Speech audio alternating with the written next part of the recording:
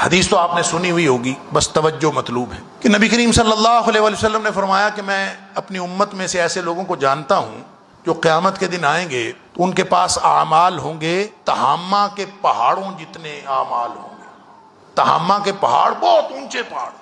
فَيَجْعَلُهَا اللَّهُ هَبَاءً مَنْثُورًا، اللہ ان ساری نیکیوں کو گرد و غبار بنا کے اڑا دے گا. اللہ ککھ بھی ان کے پلے نہیں رہے. صحابہ ڈر گئے. اللہ کے رسول صلی اللہ علیہ وسلم کتنی خطرناک بات ہے، آپ ان کی نشانی بتائیں ہمیں تاکہ ہم ان جیسے نہ ہوں.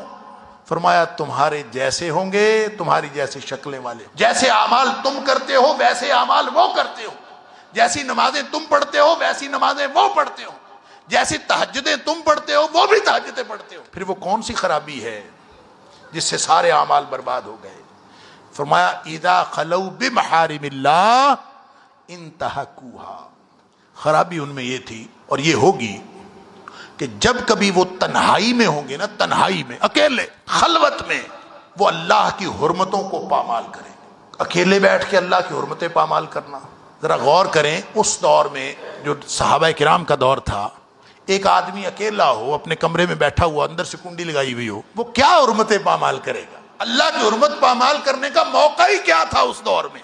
یہ حدیث تو اس کا مفہوم تو آج کے دور میں پورا ہوا ہے. یہ تو حدیث لگتا ہے ہی آج کے دور کے بارے میں. آج کوئی شخص اکیلا بیٹھتا ہے، تنہائی میں بیٹھتا ہے، تو یہ پوری دنیا کا گند اس کی فنگر ٹپ پہ ہوتا ہے، اس کے ہاتھ میں ہوتا ہے موبائل کی صورت میں.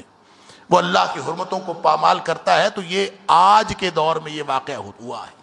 نبی پاک صلی اللہ علیہ وسلم کے دور میں تو یہ شاید ممکن ہی نہیں تھا. تو تہامہ کے پہاڑوں جتنے اعمال بھی برباد ہو جائیں گے اللہ کی حرمتیں تنہائی میں بیٹھ کر پامال کرنے سے. لہٰذا جتنی ایمان اور عقیدے کی فکر کی ضرورت آج ہے شاید کبھی نہیں تھی. اللہ تعالیٰ مجھے اور آپ کو توفیق عطا فرمائے. وآخر دعوانا الحمدللہ رب العالمین.